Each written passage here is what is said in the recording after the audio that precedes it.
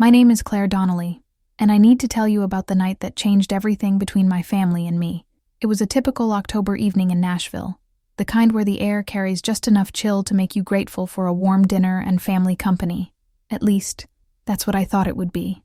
I was driving through the familiar tree-lined streets of Belle Meade, where I grew up, with my 8-year-old daughter Sophie buckled in the back seat. She was wearing her favorite purple dress, the one with tiny flowers that she'd insisted on for our monthly family dinner at my parents' house. Her blonde hair was pulled back in 2 neat braids, and she clutched a small drawing she'd made at school that day. "Mommy, do you think Grandma Margaret will like my picture?" Sophie asked, holding up the colorful drawing of our family standing in front of a house with a rainbow overhead. "And I'm sure she will, sweetheart," I replied, though something in my stomach twisted. These family dinners had become increasingly tense over the past year, ever since my divorce from Sophie's father. Marcus was finalized. My family had never quite forgiven me for what they called breaking up the perfect family, even though they had no idea what really went on behind closed doors. As we pulled into the circular driveway of my childhood home, a sprawling colonial with white columns and perfectly manicured gardens, I could see the warm glow from the dining room windows. My mother, Margaret Donnelly, had always prided herself on hosting these gatherings. At 62, she was still the picture of Southern elegance, with her silver hair always perfectly styled and her pearls never missing from her neck. "Remember what we talked about, Sophie," I said gently as we walked up the front steps. "If anyone says something that hurts your feelings, you can always come find me, okay?" Sophie nodded solemnly, still clutching her drawing. The heavy oak door opened before we could knock, revealing my father, Robert Donnelly, in his usual evening attire, khakis and a button-down shirt that my mother had likely laid out for him. "There are my girls," he boomed, though his smile seemed forced. At 65, Dad had always been the peacekeeper in our family, but even he seemed strained these days. "Margaret's just putting the finishing touches on dinner. Claire, you look tired. Are you getting enough sleep?" It was typical Dad, concern wrapped in subtle criticism. "I'm fine, Dad. Just busy with work." I worked as a graphic designer for a small marketing firm downtown, a job that barely covered our expenses in our modest apartment in East Nashville, but it was honest work, and it was mine. We made our way into the familiar warmth of the house, past the family photos that lined the hallway, mostly pictures of my brother David's achievements, and very few recent ones of Sophie and me. The smell of my mother's famous pot roast filled the air, along with the sound of laughter coming from the dining room. "Claire, about time," came the booming voice of my older brother, David, as we entered the dining room. At 35, David was everything my parents had always wanted in a child. Successful lawyer, beautiful wife, twin boys who excelled at everything, and a house in the most expensive part of town. He stood up from the table, his expensive suit jacket hanging on his chair, his dark hair perfectly styled even after what I assumed was a long day at his law firm. His wife, Jessica, offered a polite smile from her seat. She was beautiful in that effortless way that came with money. Blonde highlights that cost more than my monthly grocery budget, designer clothes that never seemed to wrinkle, and the kind of confidence that comes from never having to worry about paying bills. Their 10-year-old twins, Brandon and Blake, were already seated and barely looked up from their phones when we entered. "Sorry we're a bit late," I said, helping Sophie into her chair. Traffic was heavier than usual. "Well, we're all here now," my mother said, emerging from the kitchen with a steaming dish. Margaret Donnelly was still a striking woman, though the years had added lines around her green eyes and silver to her auburn hair. She wore a cream-colored sweater set and her grandmother's pearl necklace, her armor for family gatherings. "Sophie, dear, you look lovely. That's a pretty dress." Sophie beamed and held up her drawing. "I made this for you, Grandma Margaret. It's our whole family." My mother took the paper and glanced at it briefly. "Oh, how colorful. We'll find a place for it later." She set it aside without really looking, and I saw Sophie's face fall slightly. As we settled in for dinner, the conversation flowed in its usual pattern. David dominated most of it, talking about his latest cases, his kids, achievements, and his recent promotion to partner at his firm. Jessica chimed in with updates about their country club activities and their upcoming vacation to Europe. "So, Claire," David said, cutting into his pot roast, "how's the job hunt going? Still at that little design place?" "I'm not job hunting," I replied evenly. "I like where I work." "Right, but surely you want something more stable? I mean, with Sophie's future to think about?" He trailed off, but the implication was clear. Sophie's future is just fine, I said, my jaw tightening. Of course it is, my mother interjected smoothly. Though it would be nice if you could move back to this side of town, for Sophie's sake. The schools are so much better here. I felt the familiar heat rising in my cheeks. This was always how it went. Subtle digs wrapped in concern for Sophie's welfare.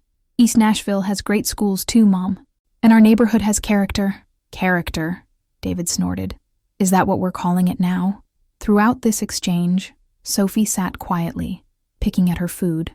She was used to these dinners where she was often forgotten in the adult conversations, but I could see her trying to follow along, her young mind processing the subtle tensions she couldn't quite understand. Hey, Mommy, Sophie said softly during a lull in conversation. Can I tell everyone about my school project? Before I could respond, David spoke up. Let the adults finish talking first, Sophie. Children should be seen and not heard at dinner. The table fell silent. It was an old-fashioned phrase, something our grandfather used to say, but hearing it directed at my daughter made my blood boil. David, I started, but Sophie was already speaking. But I just wanted to share about my project on kindness, Sophie said, her voice small but determined. My teacher says, Sophie, your uncle is right, my mother interrupted. We're having grown-up conversation time now, maybe later. I watched my daughter's face crumble. At 8 years old, she was bright and articulate, with so much to share about her world. But in this house, she was constantly told to wait, to be quiet, to make herself smaller.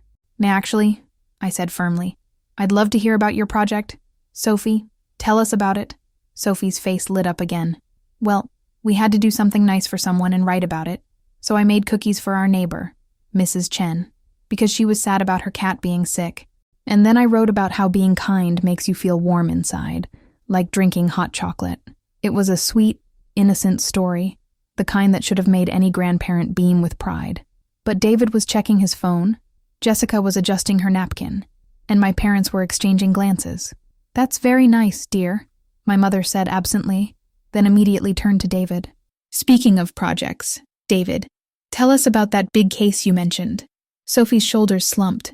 She looked down at her plate, and I could see her bottom lip starting to tremble. Mom, I said, my voice tight with controlled anger. Sophie was still talking. Oh, don't be so sensitive, Claire, David said with a dismissive wave. She's just a kid. She'll have plenty of time to talk when she grows up and actually has something interesting to say. That's when it happened. Sophie's face crumpled completely, and she started to cry. Not the loud, dramatic crying of a tantrum, but the quiet, heartbroken sobs of a child who's just realized she doesn't matter. And that's when they all started laughing. It started with David, a low chuckle as he shook his head. Oh, come on, Sophie. Don't be such a baby. Then Jessica joined in, a light laugh behind her hand. She's so sensitive. My mother actually smiled, the kind of indulgent smile you might give to a mildly amusing pet. Really, Claire, you need to toughen her up. The world isn't going to coddle her like this. Even my father, my gentle father who used to read me bedtime stories, was chuckling softly and shaking his head. Brandon and Blake, taking their cue from the adults, started snickering too. The sound of their laughter, directed at my heartbroken daughter, was like glass breaking in my ears. Sophie's sobs grew quieter, as if she was trying to disappear entirely. Stop, I said quietly. They didn't hear me. David was now making jokes about participation trophies and kids these days, and the laughter continued. Stop, I said louder. The laughter died down, but the smirks remained. Claire, don't be so dramatic, my mother said. We're just having a little fun. Sophie needs to learn that the world doesn't revolve around her every little feeling. I looked around the table at these people. My family. The people who were supposed to love and protect my daughter unconditionally. Instead, they had turned her tears into entertainment. Come on, Sophie, I said, standing up and helping my daughter out of her chair. We're leaving. Oh, don't be ridiculous, David said. Sit back down. We haven't even had dessert yet. Claire, you're overreacting, my mother added. We were just teasing. Sophie knows we love her, but Sophie wasn't looking at any of them.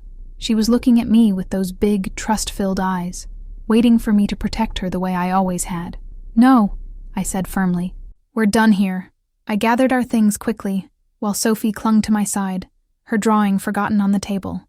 As we headed for the door, I could hear my family's voices behind us.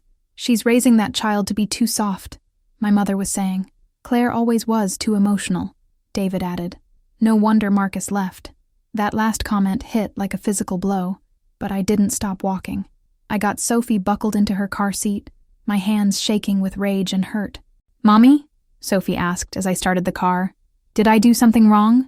I turned to look at my daughter, this beautiful, sensitive, kind-hearted little girl who had just learned that the people who should love her most could be the cruelest. "No, baby," I said, my voice thick with emotion. "You did absolutely nothing wrong. You are perfect exactly as you are." As we drove home through the dark Nashville streets, I made a promise to myself and to Sophie. I would never again subject her to people who made her feel small, family or not. She deserved better than their conditional love and cruel laughter. What I didn't know then was that life had its own way of teaching lessons, and sometimes the universe has a sense of justice that's more perfect than anything we could plan. 1 week later, everything would change. The week that followed that terrible dinner felt like living underwater. Everything seemed muffled and distant, as if I was moving through my days in slow motion. Sophie had been quieter than usual, and I caught her several times staring out the window of our small apartment, with that same lost expression she'd worn at the dinner table. Our apartment in East Nashville was nothing like the grand house I'd grown up in, but it was ours. The hardwood floors creaked in all the right places.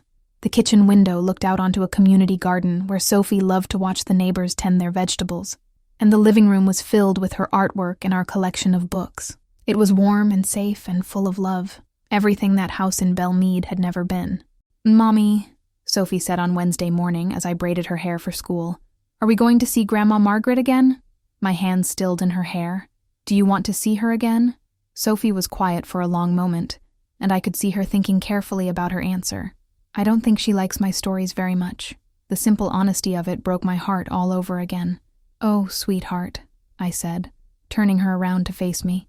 "The problem isn't with your stories. Your stories are wonderful. The problem is with people who don't know how to listen." She nodded solemnly, as if filing this information away somewhere important in her 8-year-old mind. That same day, my phone started ringing. First, it was my mother. "Claire, I think you owe your family an apology." Margaret's voice was crisp and cold when I finally answered on the third call. Walking out like that was extremely rude, and you upset everyone, especially the boys." "I upset everyone." I couldn't keep the disbelief out of my voice. "Mom, you all laughed at Sophie while she was crying." "We were not laughing at her. Well, it's just that you're raising her to be so fragile, Claire. The real world is going to eat that child alive if you don't toughen her up." "She's 8 years old," I said, my voice rising. "She's supposed to be sensitive. She's supposed to feel safe sharing her thoughts with her family. Don't lecture me about raising children, Claire. I raised 2 successful children. You, on the other hand."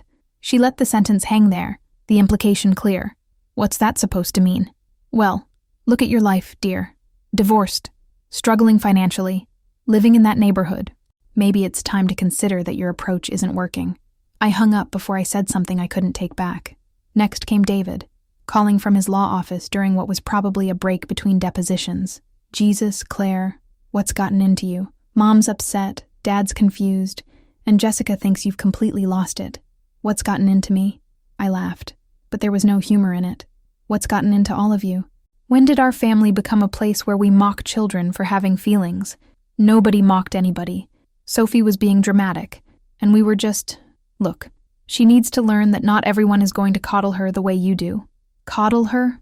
I was pacing now, my free hand clenched into a fist. "David, she shared something important to her, and you told her to shut up. Then when she cried about it, you all laughed. How is that not mocking? You're blowing this way out of proportion. We love Sophie, but love means preparing her for reality, not protecting her from every little disappointment. And what reality is that, David? The reality where her own family treats her like she doesn't matter.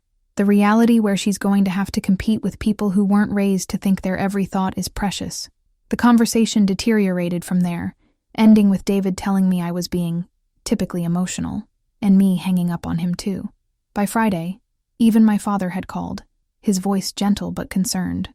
"Claire, honey, I know you're upset, but this is family. We need to work this out." "Do we, Dad?" I asked. "Because from where I'm sitting, it looks like the family has made it pretty clear where Sophie and I stand. That's not true, and you know it. Your mother loves Sophie. We all do. Love isn't just a word, Dad. It's actions. It's how you treat people when they're vulnerable. And what I saw at that dinner wasn't love. Claire, he sighed heavily. Your mother has been crying all week. She says you hate her. That gave me pause. My mother crying. I couldn't remember the last time I'd seen Margaret Donnelly shed a tear. She prided herself on being made of sterner stuff. I don't hate her, Dad. But I won't pretend that what happened was okay just to keep the peace. So what now? We just don't see each other anymore. The question hung between us, heavy with the weight of family history and the possibility of permanent fracture. I don't know, I said honestly. I need time to think. But time was something I was about to run out of in ways I never could have imagined. It was the following Monday when everything changed. I was at work, putting the finishing touches on a logo design for a local restaurant, when my phone rang. The number was unfamiliar, but something made me answer. Is this Claire Donnelly, Sophie Donnelly's mother? Yes, this is Claire. Is everything okay? This is Principal Martinez from Hillwood Elementary. I need you to come to the school immediately. There's been an incident involving Sophie. My blood turned to ice. What kind of incident? Is she hurt? She's not physically injured, but she's very upset. Can you come right away? I was already grabbing my purse and keys. I'll be there in 15 minutes. The drive to Sophie's school felt like the longest 15 minutes of my life. My mind raced through possibilities. Had she been bullied? Had she gotten sick? Had something happened during recess? Hillwood Elementary was a small, neighborhood school with a reputation for caring teachers and a tight-knit community. Sophie had been happy there, making friends easily and excelling in her classes. Her teacher, Mrs. Rodriguez, had always spoken highly of her creativity and kindness. I parked hastily and rushed into the main office, where the secretary immediately directed me to Principal Martinez's office. Through the glass window, I could see Sophie sitting in a chair, her small frame hunched over, and my heart clenched. Mrs. Donnelly, Principal Martinez said, rising from her desk as I entered. She was a kind-faced woman in her 50s who had been at the school for over a decade. Thank you for coming so quickly. What happened? I asked, immediately going to Sophie and kneeling beside her chair. Sweetheart, are you okay? Sophie looked up at me with red-rimmed eyes and nodded, but I could see she was holding back tears. Mrs. Donnelly, Principal Martinez continued, I'm afraid Sophie has been having a very difficult morning. It started during show and tell. My heart sank. Sophie loved show and tell. It was her favorite part of the school week. What happened during show and tell? I asked gently, taking Sophie's hand. Principal Martinez looked uncomfortable. Perhaps Sophie should tell you herself. I looked at my daughter, encouraging her with a smile. It's okay, baby. You can tell me. Sophie's voice was barely above a whisper. I brought the drawing I made for Grandma Margaret, the one from dinner, the one my mother had dismissed, the one that had been forgotten on the table in all the chaos of our abrupt departure. And, I prompted gently, I told the class about how I made it for my grandma because I love our family, and I wanted to show her how happy we all are together. Sophie's voice wavered. But then, Tommy Richardson said his mom told him that our family doesn't really love us because we're poor and live in the bad part of town. I felt like I'd been punched in the stomach. Tommy Richardson. I knew that name. His mother was Linda Richardson, who had been in my mother's book club for years. And then, Sophie continued, her voice getting smaller, Emma Watson said her mom heard that we don't really belong in the family anymore because you made Daddy go away, and that's why no one wants to see us. Emma Watson. Another name I recognized. Another member of my mother's social circle. The pieces were falling into place with horrible clarity. My family hadn't just humiliated Sophie at dinner. They had been talking about us to their friends, sharing our private family business and their judgments about my divorce and our financial situation. And that gossip had made its way back to the children at school. Oh, sweetheart, I breathed, pulling Sophie into my arms. But that's not the worst part, Sophie whispered against my shoulder. Principal Martinez cleared her throat. Mrs. Donnelly, what happened next is why I called you. Sophie. Well, she had quite a reaction. I pulled back to look at Sophie's face. What did you do, baby? Sophie straightened up, and for a moment, I saw a flash of something fierce in her eyes, something that reminded me of myself. I stood up in front of the whole class, she said, her voice stronger now, and I told them that Tommy and Emma were wrong. I said that just because we don't have a lot of money doesn't mean we don't matter. And I said that people who talk about other families behind their backs aren't being very nice. I felt a surge of pride mixed with concern. And then, what happened? Then I said, Sophie continued, looking directly at me, that real families are supposed to love each other even when they're sad, and they're supposed to listen to each other's stories, and they're supposed to say sorry when they hurt someone's feelings. Principal Martinez nodded. Sophie spoke very eloquently about respect and kindness. Her teacher was quite impressed, actually. So why am I here? I asked, confused. Because after that, Principal Martinez said carefully, Sophie asked if she could call her grandmother to tell her what she had learned about families. My stomach dropped. Oh no. She was very insistent. Principal Martinez continued. She said she had something important to tell her grandmother, about how families should treat each other. Mrs. Rodriguez tried to explain that we usually don't make personal calls during school hours, but Sophie was quite determined. I looked at Sophie, who was now sitting up straighter, her chin raised in a gesture I recognized from my own childhood, the Donnelly stubborn streak. Did you call Grandma Margaret? I asked. Sophie nodded. I used the phone in Mrs. Rodriguez's classroom during lunch. I looked up the number in the school directory because I remembered you saying Grandpa Robert works at Donnelly & Associates, my father's law firm. Of course the school would have that number for emergency contacts. And what did you tell her? I asked, though I was almost afraid to hear the answer. Sophie's voice was clear and steady now. I told her that I learned at school today that real families don't laugh when someone is crying, and I told her that I think she needs to say sorry for making me sad at dinner, because that's what good people do when they hurt someone. I stared at my 8-year-old daughter in amazement. Somewhere between that awful dinner and this moment, she had found her voice. And what did Grandma Margaret say? I asked. Sophie's face fell slightly. She hung up on me. Principal Martinez cleared her throat again. Mrs. Donnelly, about an hour after Sophie made that call, we received a rather strongly worded phone call from someone identifying herself as Sophie's grandmother. She was quite upset about being lectured by a child, and suggested that Sophie needed discipline for her disrespectful behavior. I felt my face flush with anger. She called the school to complain about an 8-year-old. She also mentioned something about inappropriate behavior being taught at home. Principal Martinez said carefully, I want to assure you that we don't take such comments seriously, especially when they concern a child as well-behaved and thoughtful as Sophie. But I thought you should know. I looked at Sophie, who was watching me with those serious, trusting eyes.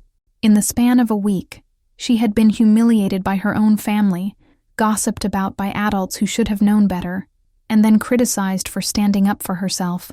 And yet, here she was, still believing in the possibility that people could do better. Sophie, I said carefully, how do you feel about what happened today? She thought about it for a moment. I feel sad that Grandma Margaret hung up on me, she said, but I also feel proud. Is that okay? It's more than okay, I said, my voice thick with emotion. I'm so proud of you, I could burst.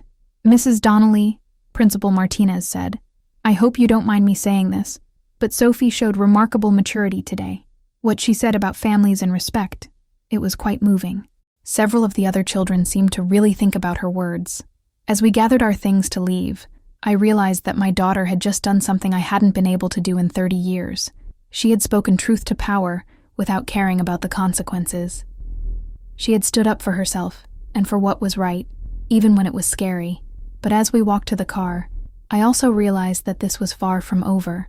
My mother had called the school to complain about Sophie's disrespectful behavior. The gossip network that had led to Sophie's humiliation at school was still active, and my family still didn't understand the damage they had done. What I didn't know was that Margaret Donnelly's phone call to the school would turn out to be the biggest mistake she could have made, because sometimes, when you try to silence a voice that's speaking truth, you only make it louder. And sometimes, the universe has a way of amplifying the voices that need to be heard most. That evening, after Sophie was asleep, I sat at our small kitchen table with a cup of tea growing cold in my hands, trying to process everything that had happened. My phone had been buzzing all afternoon with calls from my family, but I hadn't answered any of them. I needed time to think, to figure out how to protect Sophie from any more of their cruelty. The apartment was quiet, except for the soft hum of our old refrigerator and the distant sound of traffic on Gallatin Pike. Through the kitchen window, I could see Mrs. Chen in her garden. The elderly neighbor Sophie had made cookies for. She was tending to her tomato plants under the glow of her porch light, and the sight of her gentle movements somehow calmed me. I was just about to head to bed when my phone rang again. This time, it wasn't a family member. It was my friend and co-worker, Rachel Martinez. Rachel was one of the few people who knew the whole story about my divorce and my complicated relationship with my family. "Claire, I just heard what happened at Sophie's school today," Rachel said without preamble. "My sister teaches 3rd grade at Hillwood, and word travels fast among the teachers." "Great," I sighed. "So now everyone knows my family drama." "Actually, that's not why I'm calling," Rachel said, her voice taking on an excited tone. "Claire, you need to know something. My sister told me what Sophie said in her classroom today, and she was so impressed that she shared it with some of the other teachers. They're all talking about it." "Talking about what exactly?" "About how articulate and brave Sophie was. About how she stood up for herself and spoke about respect and kindness in a way that made the other kids really listen." "Claire, your daughter made an impact today." I felt a flutter of pride mixed with concern. "I just don't want this to follow her around school. You know, kids can be cruel about family drama." "That's just it," Rachel continued. "From what my sister said, the other kids weren't cruel at all. They were inspired." Apparently, after Sophie spoke, several other children started talking about times when they felt hurt by adults, and it turned into this amazing discussion about feelings and respect. I set down my teacup, surprised. Really. And here's the thing. My sister mentioned it to the school counselor, and the counselor wants to use what happened as a teaching moment. They're thinking about doing a school-wide assembly about respect and kindness, with Sophie's words as inspiration. "Oh, I don't know about that," I said quickly. "I don't want Sophie to become some kind of poster child for family dysfunction." "It wouldn't be about dysfunction," Rachel assured me. "It would be about courage, about speaking up for yourself, about what real respect looks like." "Claire, what Sophie did today, standing up to adults who were treating her badly, even when it was scary, that's exactly what we want to teach kids to do." After I hung up with Rachel, I lay awake for a long time thinking about her words. Sophie had been braver in one afternoon than I had been in years. While I had been trying to navigate family politics and keep the peace, my 8-year-old daughter had simply spoken the truth. The next morning brought a surprise that changed everything. I was getting ready for work when there was a knock at our apartment door. Through the peephole, I could see a woman I didn't recognize, well-dressed, probably in her 40s, with a professional-looking folder in her hands. "Ms. Donnelly," she said when I opened the door. "My name is Amanda Foster. I'm a journalist with the Nashville Scene. I was wondering if I could speak with you about your daughter." My blood ran cold. "I'm sorry. What?" "I heard about what happened at Hillwood Elementary yesterday, and I think it's a story worth telling. A young girl standing up for respect and kindness, speaking truth to power. In today's world, that's news people need to hear." "How did you hear about it?" I asked, my mind racing. Amanda smiled. "I have a contact at the school district. Word is spreading about Sophie's courage, the way she handled herself, the maturity she showed. It's remarkable for someone her age. Ms. Foster, I appreciate your interest, but my daughter is 8 years old. She doesn't need to be in the newspaper." "I understand your concern," Amanda said gently, "but consider this. There are probably thousands of children out there who feel voiceless, who are told their feelings don't matter, who are taught to be silent when adults treat them poorly. Sophie's story could help them find their own voices." I was about to politely decline when Amanda said something that stopped me cold.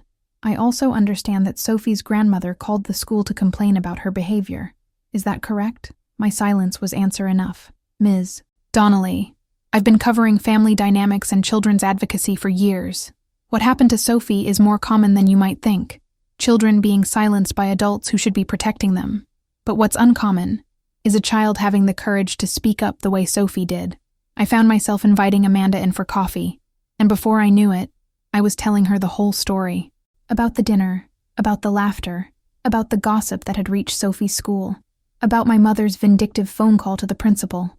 Amanda listened without judgment, taking notes and asking thoughtful questions. When I finished, she was quiet for a long moment. "Ms. Donnelly, I want to be completely transparent with you," she said finally. "This story could get attention, not just locally, but potentially nationally. A child standing up to family members who humiliated her, then being criticized by those same family members for speaking up. It touches on a lot of issues people care about: child advocacy, family dynamics, the importance of listening to children's voices.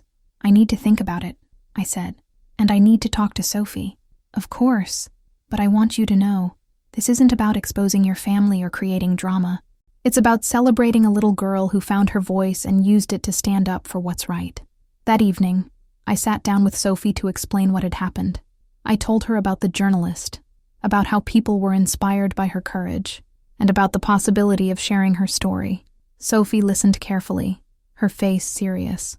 Would it help other kids who feel sad like I did? It might, I said honestly.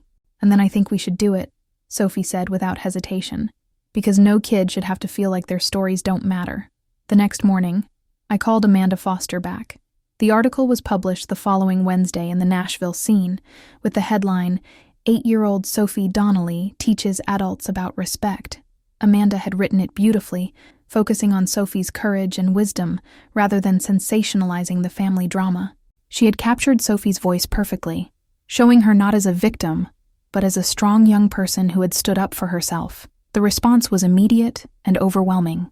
The Nashville Scene's social media pages were flooded with comments from parents, teachers, and community members praising Sophie's courage. Local news stations picked up the story. By Thursday evening, it had been shared thousands of times on Facebook and Twitter.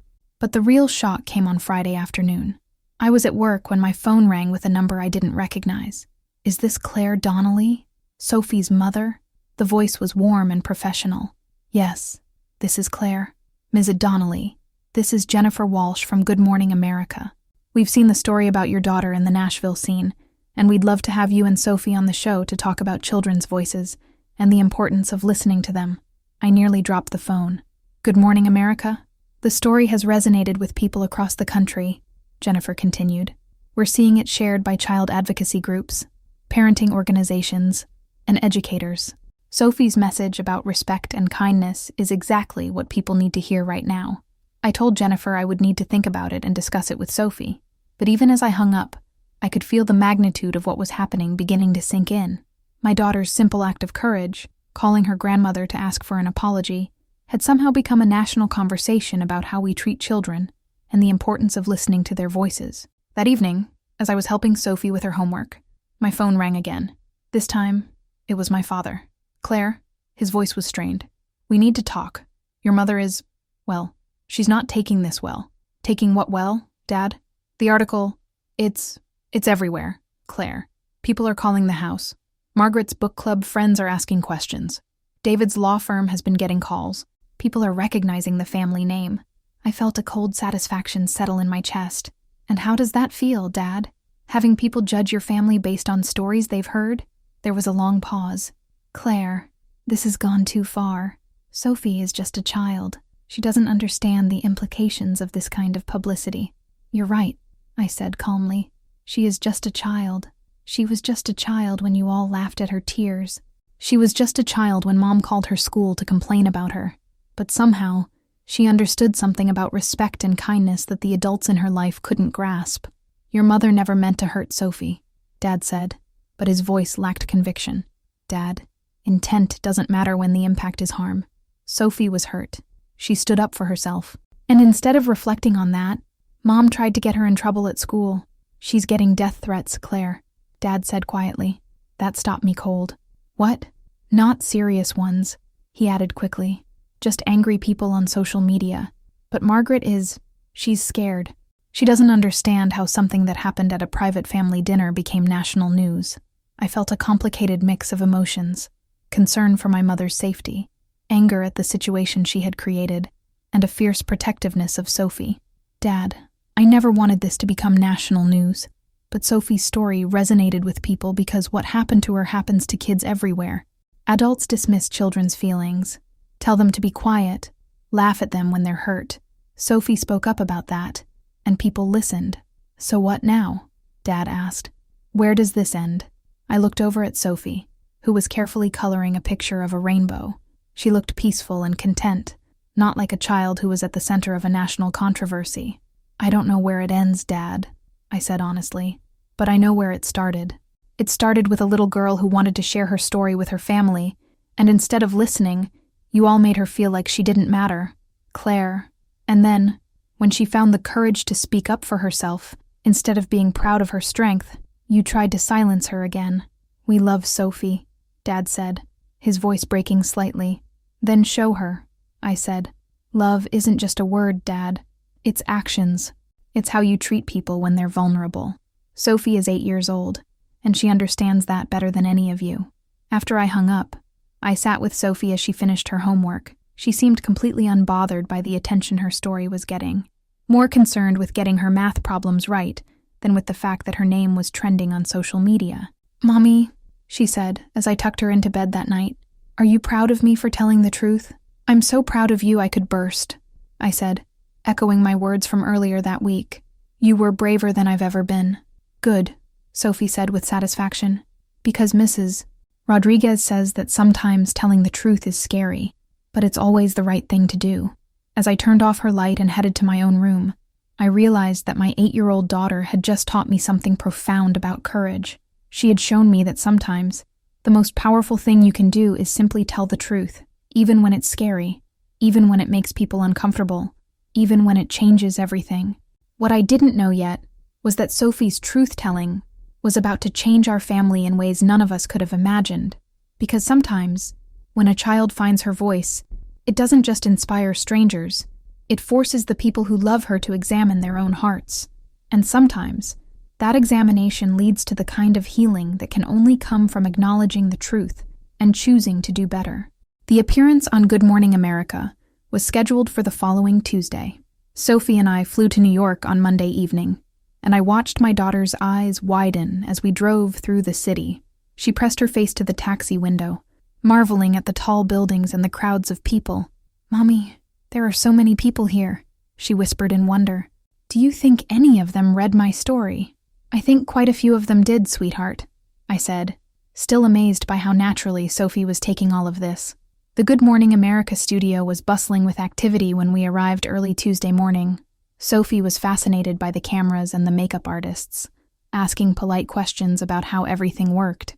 The producers were charmed by her curiosity and genuine enthusiasm. Jennifer Walsh, the producer who had called me, knelt down to Sophie's level before the interview. Sophie, we're going to ask you some questions about what happened at your school and with your family. Just answer honestly, okay? And if you get nervous or want to stop, you can tell us. Sophie nodded solemnly. Mrs. Rodriguez always says that honesty is the best policy.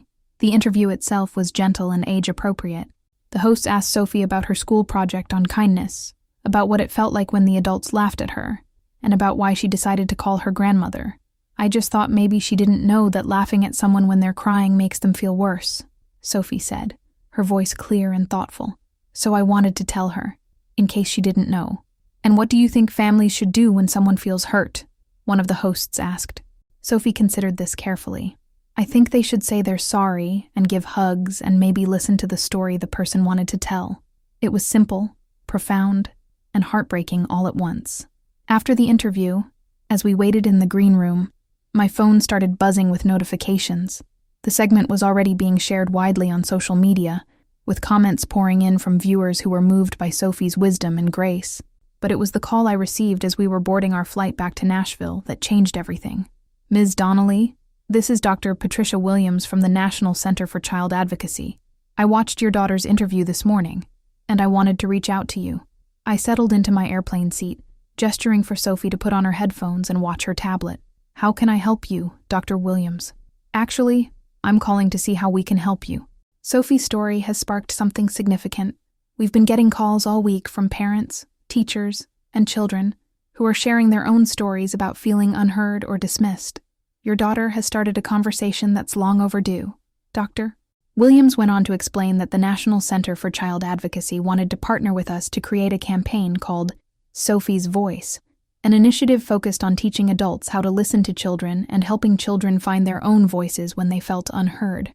We're not asking Sophie to become a spokesperson or to do anything that would interfere with her childhood, Dr. Williams assured me. But her story, her courage, could help create real change in how we as a society treat children's voices. As our plane lifted off from New York, I looked over at Sophie, who was contentedly watching a movie, completely unaware that her simple act of calling her grandmother had begun to ripple outward in ways we were only beginning to understand. When we landed in Nashville, there was a small crowd of reporters waiting at the airport. I held Sophie's hand tightly as we made our way through the terminal. But to my surprise, the attention wasn't overwhelming or frightening. People were respectful, asking thoughtful questions about children's voices and the importance of listening. One reporter asked Sophie directly, "What would you say to other kids who feel like adults don't listen to them?" Sophie thought about it for a moment, then said, "I would tell them that their feelings matter, and if one grown-up doesn't listen, they should try telling another grown-up, because somewhere there's a grown-up who will listen." It was during the drive home from the airport that my phone rang with the call I had been both expecting and dreading. "Claire, we need to talk." It was David, and his voice was different than I'd ever heard it, strained, almost broken. "What's wrong?" I asked, pulling over to take the call safely. "Everything," David said simply. "Claire, this has gotten so big. Mom hasn't left the house in days. Dad's getting calls at work. The boys are being asked about it at school." "And how does that feel?" I asked quietly. There was a long pause. "Awful," David admitted. "It feels awful to have strangers judging our family based on one moment." "One moment?" I repeated. "David, it wasn't one moment. It was years of dismissing Sophie, years of making her feel like she didn't matter, years of prioritizing appearances over kindness." "You're right," David said, and the words came out like they hurt. "You're absolutely right, and I hate that I'm just seeing it now." I was so shocked I nearly dropped the phone. In 30 years, I had never heard my brother admit he was wrong about anything.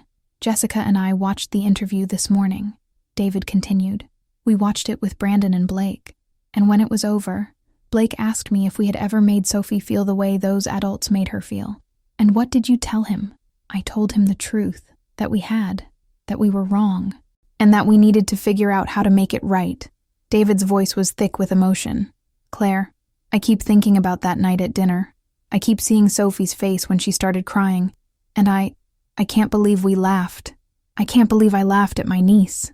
I felt tears welling up in my eyes. "David, Jessica wants to call you. She wants to apologize to Sophie personally. The boys do too. They understand now that what we did was wrong, and they want to make it right." "And Mom and Dad?" David sighed heavily. "That's more complicated. Mom is devastated, but she's also defensive. She keeps saying that the story makes her look like a monster, and she can't understand why Sophie had to tell the whole world instead of just talking to her privately."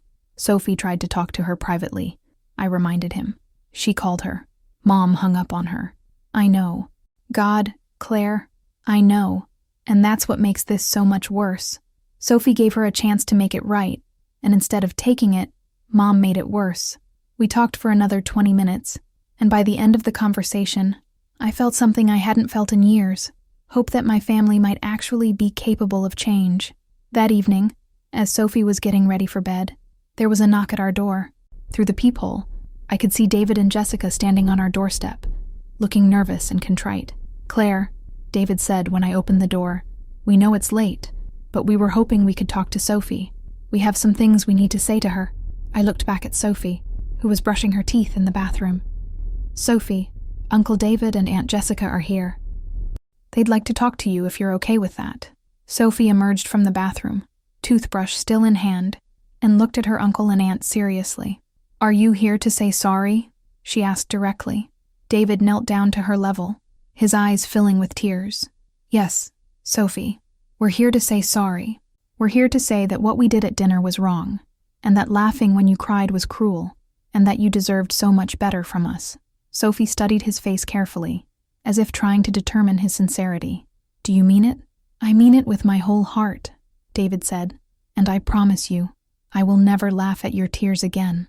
I will never tell you to be quiet when you have something to share. You matter, Sophie. Your feelings matter, your stories matter, and you matter." Jessica stepped forward then, her own eyes wet with tears. "Sophie, I want you to know that I've been thinking about what you said about kindness making you feel warm inside, like drinking hot chocolate. I want to learn how to be the kind of person who makes you feel that way, instead of the kind who makes you sad." Sophie looked at them both for a long moment, then set down her toothbrush and walked over to David. Without a word, she wrapped her small arms around his neck and hugged him tightly. "I forgive you," she whispered against his ear. "But you have to promise to listen to kids and stories from now on, okay?" "I promise," David whispered back, his voice breaking. As I watched my brother hold my daughter, both of them crying quietly, I felt something shift in my chest. It was forgiveness, but it was also something deeper. It was the recognition that people could change, that courage could inspire growth, that sometimes the voice of a child could teach adults how to be better. After David and Jessica left, I tucked Sophie into bed and asked her how she felt about their visit. "Good," she said simply. Uncle David's sorry felt real. "Like when you say sorry to me when you accidentally hurt my feelings." "What made it feel real?" I asked, curious about her 8-year-old wisdom. "Because he cried too," Sophie said matter-of-factly. "When people are really sorry, they feel sad about making someone else sad. Uncle David felt sad, so I know he really means it." The next morning brought another surprise. I was making breakfast when my phone rang, and I saw my father's name on the screen. "Claire, honey, can you come over this morning? Your mother, she wants to talk to Sophie." I felt my defenses go up immediately. "Dad, if she's planning to lecture Sophie about the publicity..." No, Dad said quickly. "Claire, she watched the interview yesterday. She's been watching all the coverage, reading the comments from other parents and children. She's been doing a lot of thinking, and I think she's ready to listen." An hour later, Sophie and I stood on the familiar front porch of my childhood home. My mother opened the door herself, and I was shocked by what I saw. Margaret Donnelly looked older than her 62 years. Her usually perfect hair was disheveled, and her eyes were red-rimmed and puffy. "Sophie," she said, her voice barely above a whisper, "would you come sit with me?" We made our way to the living room, where my mother sat on the edge of her favorite chair, her hands twisted in her lap. Sophie settled onto the couch, looking small in the formal room that had always felt more like a museum than a home. "Sophie," my mother began, her voice shaking, "I need to tell you something. I need to tell you that I was wrong." Sophie tilted her head, listening. "When you tried to share your story at dinner, I should have listened. When you started crying, I should have comforted you instead of laughing. And when you called me to tell me about respect and kindness, I should have thanked you for being brave enough to teach me something I needed to learn." My mother's voice broke completely then, and tears began streaming down her face. I'm so sorry, Sophie. I'm sorry for making you feel like you didn't matter, because you matter so much. You matter more than I ever showed you, and I will regret that for the rest of my life." Sophie studied her grandmother's face with that serious expression she got when she was processing something important. "Grandma Margaret," she said finally, "why did you laugh when I was crying?" My mother wiped her eyes and took a shaky breath. "Because I was scared, sweetheart. I was scared that if I let myself feel sad when you were sad, I would have to admit that I had been mean to you, and admitting that would mean I wasn't the kind of grandmother I thought I was." It was the most honest thing I had ever heard my mother say. "But being mean doesn't make you a bad person forever," Sophie said with 8-year-old wisdom. "And it just means you have to say sorry and try to do better." My mother nodded, tears flowing freely now. "You're absolutely right, and I want to do better, Sophie. I want to be the kind of grandmother who listens to your stories and who comforts you when you cry, and who tells you how proud she is of your kindness." Sophie slipped off the couch and walked over to my mother. Without a word, she climbed onto Margaret's lap and wrapped her arms around her neck. "I love you, Grandma Margaret," she whispered. "Even when you were mean, I still loved you." My mother held Sophie tightly, sobbing into her granddaughter's hair. "I love you too, sweetheart, so very much, and I promise you, I will spend the rest of my life proving that to you." As I watched my mother and daughter embrace, I realized that Sophie had done something remarkable. She hadn't just found her own voice. She had helped an entire family find theirs. Her courage had created a space for honesty. Her forgiveness had made room for healing. And her wisdom had shown us all what love actually looks like. But the most amazing part was that she had done it all by simply telling the truth and believing that people could choose to be better. And in the end, that belief had transformed everything. 6 months later, I stood in the kitchen of that same Belmead house, but everything was different.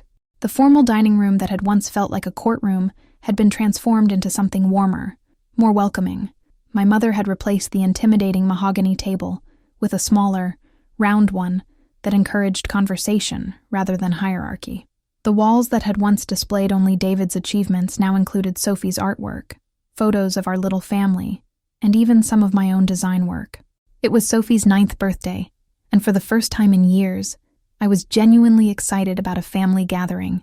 "Claire, honey, can you help me with the cake?" my mother called from the kitchen. Margaret had been taking cooking classes, something she'd never shown interest in before, determined to create homemade celebrations instead of catered perfection. "Of course, Mom," I said, still getting used to how natural our conversations had become.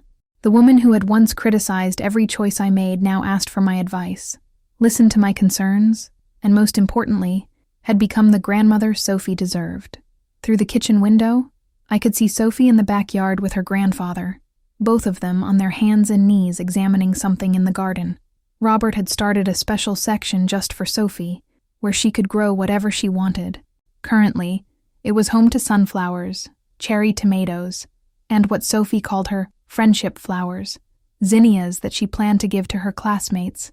"She's so patient with him," my mother said, following my gaze. "Yesterday, she spent an hour teaching him how to braid friendship bracelets. He was terrible at it, but she just kept encouraging him." I smiled. Sophie's capacity for patience and kindness continued to amaze me. The national attention from her story had eventually died down, but its impact had been lasting. Sophie's Voice had become a real organization, with local chapters in 12 states helping children learn to advocate for themselves and teaching adults how to truly listen. "Aunt Claire," Brandon's voice called from the living room. "Can you settle an argument for us?" I found David's twin boys in an animated discussion with Sophie about something they were building with blocks. Over the past 6 months, Brandon and Blake had become some of Sophie's most devoted champions.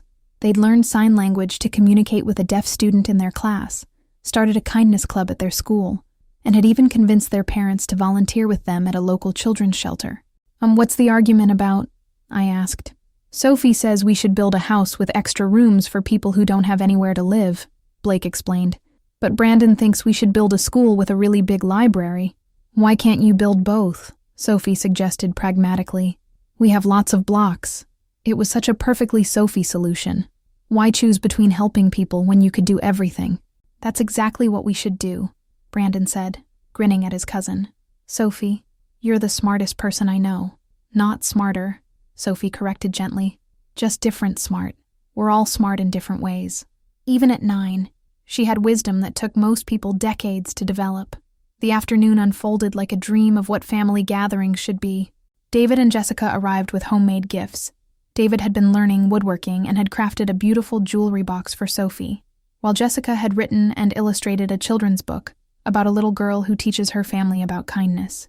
"I was hoping," Jessica said as Sophie opened the book, "that maybe you could help me make it even better.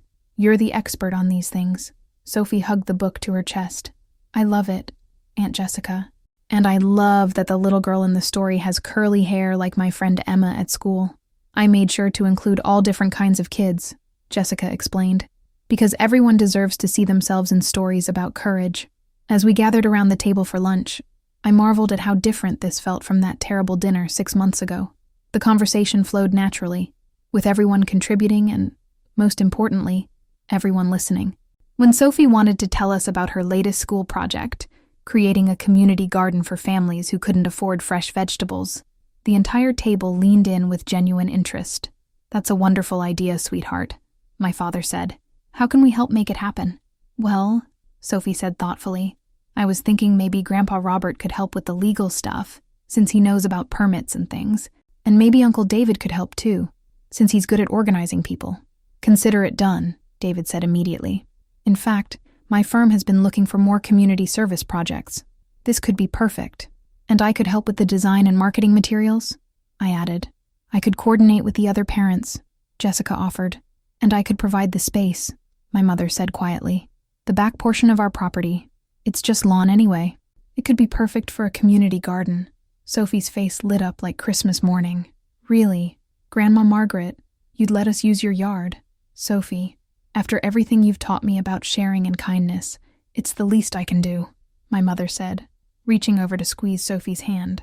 "Besides, I think it's time this house was used for bringing people together instead of keeping them apart." After lunch, as the adults lingered over coffee and the children played in the garden, My mother and I found ourselves alone in the kitchen, washing dishes together. "Claire," my mother said quietly, "I need you to know something. That night 6 months ago, when you walked out with Sophie, it was the wake-up call I didn't know I needed." I paused in my drying, looking at her. "What do you mean?" "I mean, I had become someone I didn't recognize. Somewhere along the way, I had started caring more about appearances than about people, more about being right than about being kind, more about maintaining control than about showing love." She handed me another dish, her movements careful and deliberate. "When Sophie called me that day from school, when she told me that families should listen to each other's stories and say sorry when they hurt someone, I hung up on her because I couldn't face the truth of what she was saying." "Mom, no, let me finish," she said gently. "For days after that, I kept telling myself that Sophie was just being dramatic, that you were overreacting, that everyone was making too big a deal out of nothing. But then I saw that interview, and I heard my granddaughter speaking with such wisdom and grace about kindness and respect, and I realized something devastating." She turned to face me fully, tears in her eyes. "I realized that my 8-year-old granddaughter was a better person than I was, that she understood love and family and treating people with dignity in ways that I had forgotten, and that instead of learning from her, I had tried to silence her." I set down the dish towel and reached for my mother's hands. "But you did learn from her, Mom. Look at how much has changed." "Because of her courage," my mother said firmly. "Sophie saved this family. Claire, her willingness to speak the truth, even when it was hard, even when it was scary, it forced all of us to look at ourselves honestly. And what we saw wasn't pretty. Through the window, we could see Sophie showing her grandfather how to properly plant marigold seeds, her small hands guiding his larger ones with infinite patience. "She's extraordinary," my mother continued. "But the most extraordinary thing about her is that she never lost faith in us. Even when we didn't deserve it, even when we hurt her, she believed we could be better." "That's Sophie," I said, my heart full. "She sees the good in everyone, even when they can't see it in themselves." "I want to be the person she believes I can be," my mother said. "I want to be the grandmother she deserves, the mother you deserved." I hugged my mother then, feeling the last of the old hurts and resentments finally dissolve. "You already are, Mom. You already are." Later that evening, after the birthday celebration had wound down and most of the family had gone home, Sophie and I sat on the front porch swing with my parents. The Tennessee summer air was warm and humid, filled with the sound of cicadas and the distant laughter of children playing in the neighborhood. "Sophie," my father said, "can I ask you something?" "Sure, Grandpa Robert. Do you ever regret what happened? All the attention, all the changes. Do you ever wish you had just kept quiet that night at dinner?" Sophie considered this seriously, swinging her legs from the porch swing. "No," she said finally, "because keeping quiet wouldn't have made the hurt go away. It would have just made it stay inside me, getting bigger and sadder."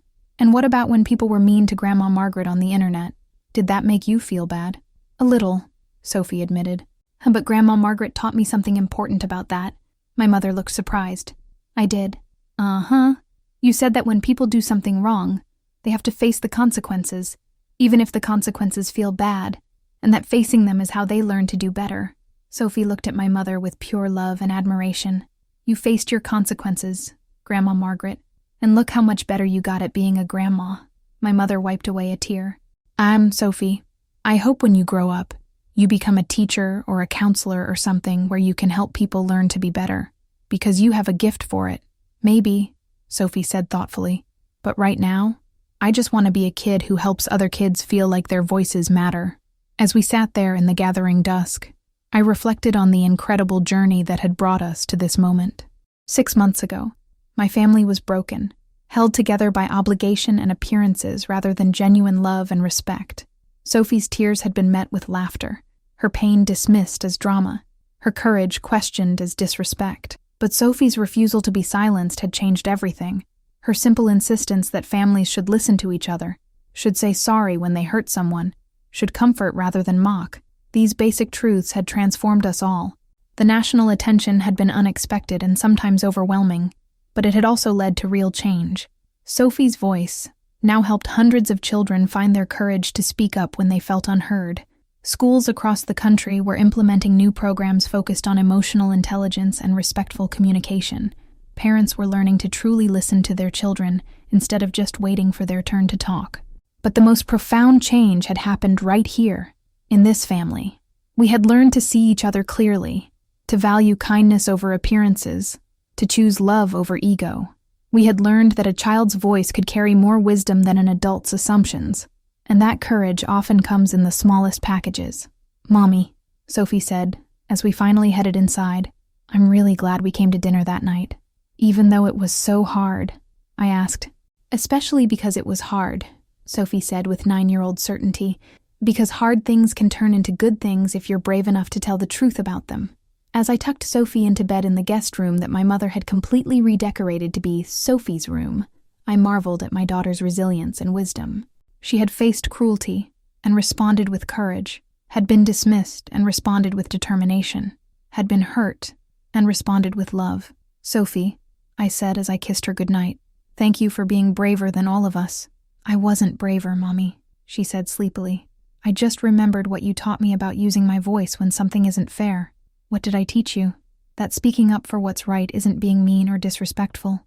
It's being honest, and that families who really love each other want to hear the truth, even when it's hard to hear."